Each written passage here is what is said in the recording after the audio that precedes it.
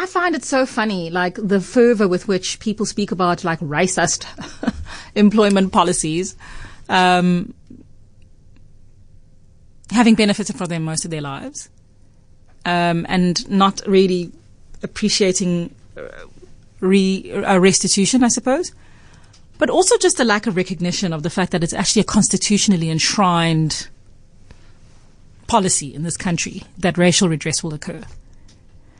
I also get very chuckly, like when people talk about sort of cadet deployment, because not only the previous dispensation was entirely a product of cadet deployment, but of course existing opposition parties, including the Democratic Alliance, have cadet deployment all over them, including your mayoral candidate with no experience in running a city, right? That's a cadet deployment from the heart of leadership in that party. And so I find it very interesting, and I think maybe dismissive to, call into a show or, and just because of admittedly very, very poor experience of cadet deployment under the ANC,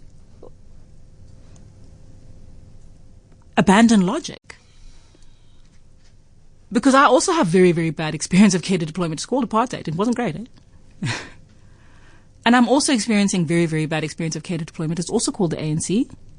And I'm also experiencing very poor cadet deployment under the DA, as I live here in the Western Cape. Dan Plato was never voted in. There was an appointment.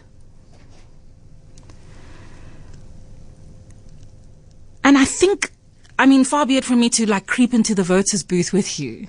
But if I can implore one thing, it's like, if you're going to apply a principle, please apply it universally.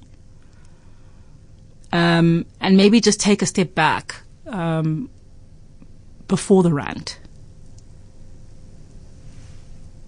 Because, I'm grateful for the WhatsApps that have come through to sort of check that perspective, and it's great to hear your voices. I don't want to have to be checking your perspective or anything, but I would implore us just to recognize what each of the terms that we throw around willy-nilly on Facebook and Twitter and radio station, WhatsApp perspectives to give our opinion. Like, does that actually hold up to the thing you actually believe in? I'm going to say no, not really. Jordan Hill-Lewis is an inexperienced city manager. Inexperienced. Zero experience. Dan Plato is not an elected official to be mayor. That's cadet deployment. But, sometimes the truth only applies to one thing and not the other.